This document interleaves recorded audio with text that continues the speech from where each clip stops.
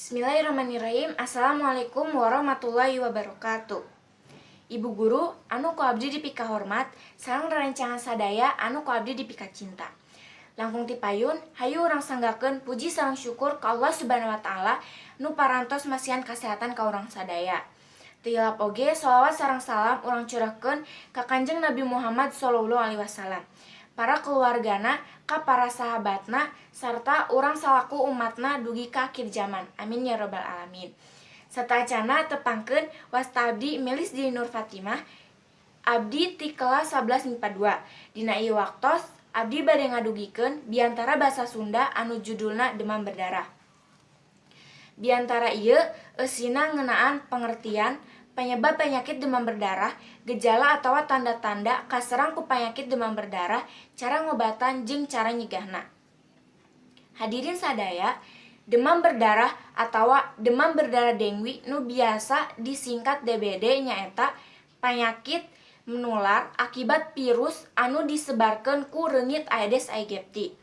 Penyakit ieu disebabkeun ku salah sahiji virus ti opat virus dengwi. Aya jutaan kasus penyakit demam berdarah di tiap tahunna di unggal nagara. Penyakit ieu bisa nyerang saha wae teu mandang status, jenis kelamin, jeung umur. Rek awewe, rek lalaki, rek budak, rek kolot oge bisa kaserang ku penyakit demam berdarah. Penyakit demam berdarah teh paling sering nyerang salila jeung sanggeus usum hujan. Penyebab penyakit demam berdarah teh nyaeta virus anu disebarkeun ku gegelan reungit Aedes aegypti atau Aedes albopictus.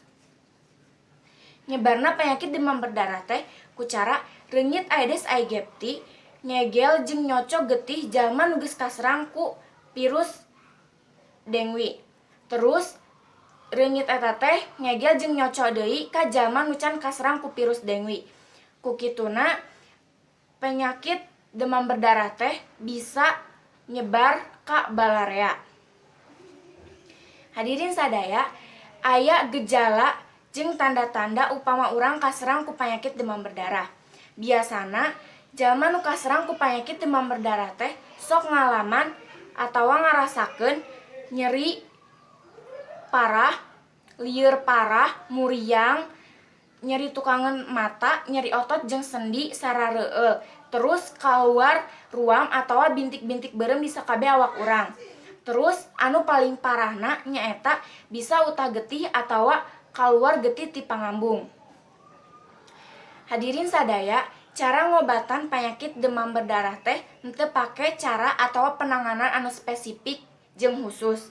Biasana pasien nu kaserang ku penyakit demam berdarah bisa waras dina waktu 2 minggu. Tapi sok aya oge dokter anu nyarankeun obat paracetamol jang ngareureuhkeun nyeri jeung nurunkeun panas. Terus sok dititah istirahat sing loba jeung minum cai sing loba. Hadirin sadaya, salian cara ngobatan aya oge cara nyegah penyakit demam berdarah. Carana nyaeta nu kahiji ku cara ngabersihan atawa nguras bak mandi unggal minggu.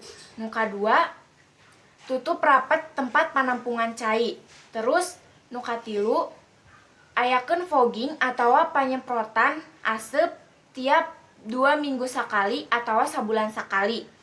Nu terakhir, jaga kesehatan diri urang sorangan, jaga pola makan, olahraga, terus jaga kebersihan lingkungan ku cara micin sampah ka tempatna sangkan teu numpuk jeung jadi sarang reungit.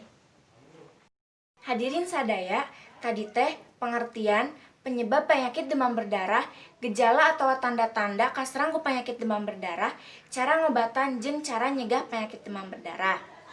Kusabab penyakit demam berdarah di Indonesia oge marak di masyarakat, kukituna hayu urang sadaya ngabasmi penyakit demam berdarah ku cara peduli ka diri sorangan jeung lingkungan. Jaga kebersihan lingkungan sangkan teu jadi sarang reungit nu bisa nyebabkeun demam berdarah. Hiji pesen ti abdi, jaga kesehatan sorangan saacan ngajaga kesehatan batur. Mung sakitu biantara nu tiasa didugikeun ku abdi, hapunten bilih aya kalepatan, mudah-mudahan tiasa mangpaat keur urang sadaya. Hatur nuhun, sataacana. Wassalamualaikum warahmatullahi wabarakatuh.